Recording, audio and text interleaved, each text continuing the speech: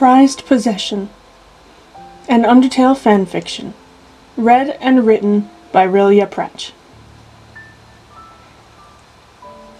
It is an outrage, a travesty, a crime of the highest caliber. I've just been snatched away from everything I've ever known, uninvited hands digging and twisting painfully to drag me through bitter cold. Yet even as I writhe and flail wildly for escape, no one pursues. No one even seems to notice or care that I'm gone. How could the passers-by overlook me? How could they fail to notice the empty rack in the window where I was so proudly presented? My struggles to and fro in the wind grow violent as I recall my siblings left hanging, helpless to intervene. With every heaving, plunging step of my captor in the snowdrifts, they fall further and further behind. Where am I being taken? What exactly are my captor's intentions, and why? Why me? Greed for the biggest and brightest, no doubt. My sisters would whisper that I was asking for something like this to happen, flashing my bold, beautiful colors to those around town. But if this thief thinks I'll play along willingly, he has another thing coming. With a surge of bravery, I lunge to wrap around his legs and send him sprawling, his yelp muffled by snow. It feels like a victory for a moment, but alas, it comes with the price of being pinned underneath him. I can't untangle myself fast enough. Coughing and spitting, he wrestles with me, most roughly, trying to restrain. Before I can dredge up a better plan of attack, he has me trapped in a fierce, crushing hold against his chest. The smells of grease, mud, and garbage lingering around him are overpowering. As we pass another several yards, I can't help but wilt in despair. The town is behind us now, out of sight. No one else to spot us.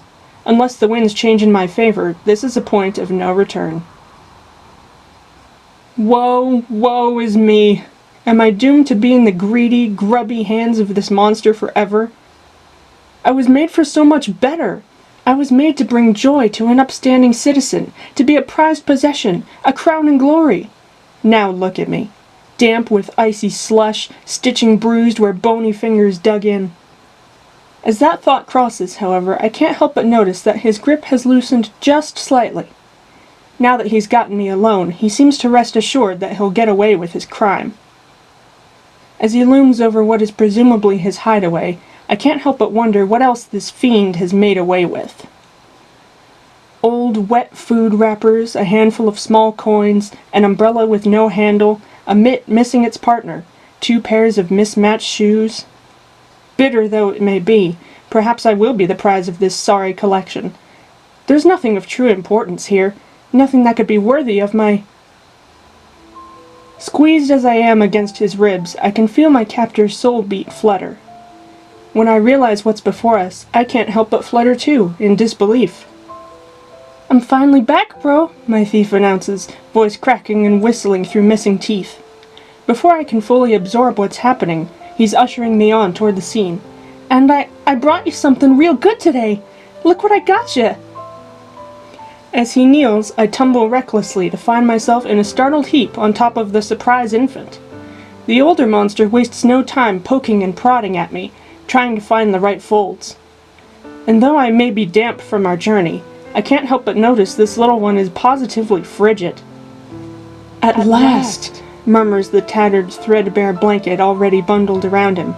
Its holes are like old eyes looking upon me with relief. At last, he's found help. I'm doing all I can to keep Papyrus warm, but at my age it is not enough. Thank you so much for coming. It wasn't my idea, I might answer if I wasn't so distracted. The small one, Papyrus, is trying to latch onto me, but his fingers are too weak. When he mewls and fusses, the elder coos back in comfort, dragging me toward the baby's chin. "Shh, shh, shh. I'm here, Pappy, I've got you. There, see, isn't that better? It's pretty and it's warm and it's all yours. You like that?" Swiping his thumb back and forth over Papyrus's cheekbone, the thief falls silent for a few beats, and I can't help but peek back. I can just catch the moment that his smile quavers and his sockets bubble with tears. "Yeah, you like that, so now you don't got any excuses to be sick, okay? You gotta stay warm now and don't..." ever scare me like that again. Please don't." The old blanket sighs in silent sympathy, and perhaps in guilt for its shortcomings. I remain perfectly still, uncertain. When the thief sniffs hard, shakes his head, and nudges me closer against Papyrus's neck, I find myself unresisting.